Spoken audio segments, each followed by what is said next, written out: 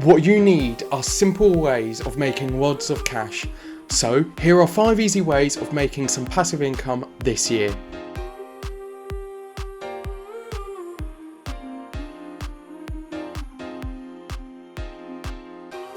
What is passive income? Well, passive income is income which is earned with little to no effort, and this is the opposite to active income, which you typically earn through a salary or an hourly wage.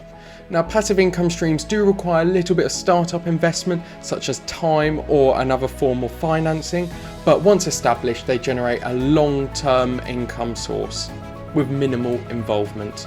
And so, moving on to our first strategy, and that is dividend stocks. Now, dividend stocks work by buying shares in a company such as BP or Glencore, which regularly pay out a portion of their profits to shareholders in the form of dividends. Now, this is quite an attractive strategy for people looking for steady incomes, and in addition to that, you get capital appreciation on your stock. So this does prove out to be quite a lucrative long-term strategy. I just want to break down some key concepts of how dividend investing works. So when it comes down to frequency, this depends on the stock. So some might pay out quarterly, but some can also pay out monthly, semi-annually, or annually. So if you want to find out, just check on the stock you want to buy and it will tell you down below. And when it comes down to the word dividend yield, which you will hear thrown around quite a bit by investors, this is simply the financial ratio that shows how much a company pays out in dividends each year relative to the stock price.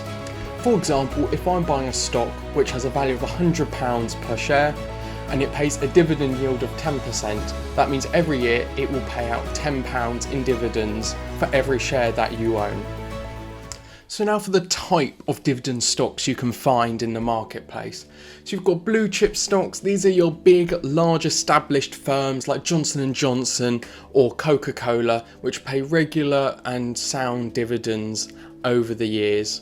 High yield stocks are stocks that simply have very high dividend yield, which can be found in the mining sector, oil sector, or utilities. And then we have dividend growth stocks. Now these are dividend stocks which slowly increase their yield over the years, so then you can have a significant return in the long run due to the power of compounding. So what do you have to gain from investing in dividend stocks? Well, you've got a steady income stream. You then have the potential of capital appreciation when your stocks go up in value. You've then got reinvestment opportunities. As the dividends that you can get, you can automatically reinvest them into buying more shares, and then slowly you'll have a compounding effect which will lead to greater appreciation in the long run. And finally, there tends to be lower volatility in these markets if you tend to go for the big companies. If you do decide to go for higher dividend yielding firms, I would be slightly careful as volatility can be quite high. So what are the risks? Well, you can encounter dividend cuts. Companies going through financial hardship can cut their dividends, and in the last 2 years we have seen quite a change in the market. So you can use a website called Dividend Data, and that lists the dividend yields and how recently and if a company has cut their dividend. Not only that, you do have market risks. Some dividend stocks might go up, some might go down in value. Not only that, you typically see the high yield paying stocks in the same industry, so you can end up with a portfolio lacking diversification, so be aware of that. And now for the second idea. Those who are quite interested in real estate but maybe don't have the time to renovate houses or learn how to rent, this is a good starting idea, and these are REITs. Now, REITs are real estate investment trusts, and these own and operate income producing estates. The primary source of the income for the REITs is from leasing their properties out to tenants in the form of rental income.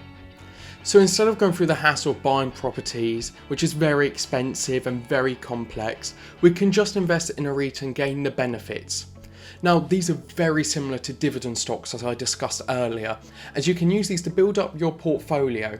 And what's really brilliant about REITs is that they're forced to, by law, to pay out 90% of their company's rental profit in the form of dividends to their shareholders.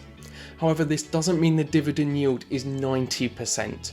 It just means 90% of the profit that they make must go back to the shareholders, which is normally higher than the interest rate and typically are very high for dividend stocks in general. You can purchase REITs and dividend stocks on trading platforms such as Trading 212 and Interactive Investor, but you must be more than 18 years or older. Now for those of you who are quite interested in music or photography, quite creative, and that is licensing your music and photography skills. Now, creating and licensing music or photography can be very lucrative and bring in quite a nice stream of income. And you also get to leverage your creative skills, which makes it quite a fun side hustle to engage in. There are quite a few stages when it comes down to developing and licensing your music or photography, but I'd start by creating high quality tracks and then also create a range of music so it could appeal to quite a large market. Not only that, you've got to protect your work, so you definitely need to copyright your music. Ensure that it's legally protected by registering it with the relevant copyright office in your country. And then not only that, you need to choose a licensing platform. So for stock music libraries, you can upload your music to platforms like Audio Jungle, Pond5 and Shutterstock Music. But if you're looking for direct licensing, I recommend creating a website or use a social media platform to license your music directly to clients. And now you need to promote your music or photography. You can do that by using social media platforms such as Instagram or TikTok to get your work out there. And then you can even do a bit of networking to see if you can find other more lucrative clients in the world of music or photography. Now for the fourth idea, vending machines. Now, vending machines can be very lucrative as they only need a little bit of maintenance and can create quite a large stream of passive income for you. Of course, you have to do a fair amount of market research, such as studying the local area to find high traffic locations such as gyms, schools, and even offices. However, please be aware of competition. Try and find areas without vending machines or even products that aren't in the local area to see if there are any gaps in the market you can fill. Now it's deciding what vending machine you want. You can work in the coffee area, you can work in soft drinks or even snacks if you wish, and also consider used vending machines. If they're in good enough condition and it's easy to sell products from, it may work out in the long run. Now it comes down to selecting your products. Now you can always have a look online where you can bulk buy lots of goods, which will reduce your average costs. Now it comes down to finding a location. Now if you look around your local area, you can see where there are gaps and where a vending machine would work. Now if this is inside a building and the building isn't yours, some of these owners will actually haggle and ask for a percentage of your profits. Remember, you're providing a service. So now this comes down to negotiating, and you shouldn't have to pay a dime, but in lots of situations they do end up getting a cut. So remember that and see how low you can get them.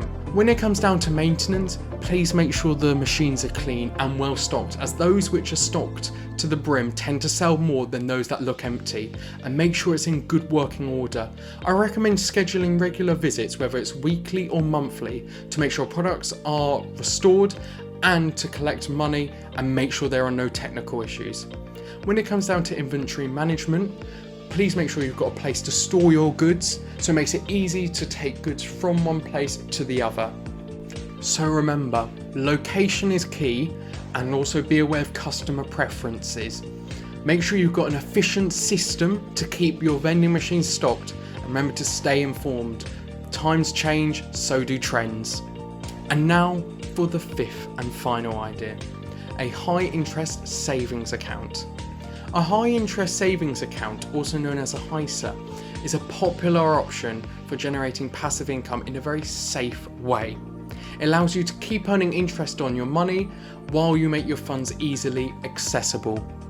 When it comes down to a HISA, what we're looking at is a high interest rate return. Yesterday, the Bank of England cut their rate, so this means that our returns on the HISA may reduce in the future, but it still makes it a good option to choose. By carefully choosing an account with competitive interest rates and low fees, you can achieve your financial goals. Not only that, in the long run, you also get the compounding effect. It is an ideal option for those who want a safe and reliable place to grow their money. without taking on too many risks. So to summarise the 5 points that we've had dividend stocks, we've had REITs, we've had licensing your own music and photography, we've had vending machines, and finally we've had high interest saving accounts. Thank you so much for watching to the end, and hats off to anyone who made it. I promise you as time goes on, the quality of the videos will improve, and all I ask for at the moment is for a like and subscribe so I can make more content like this, and I hope you can make use of some of the ideas I've given you today. See you in the next video.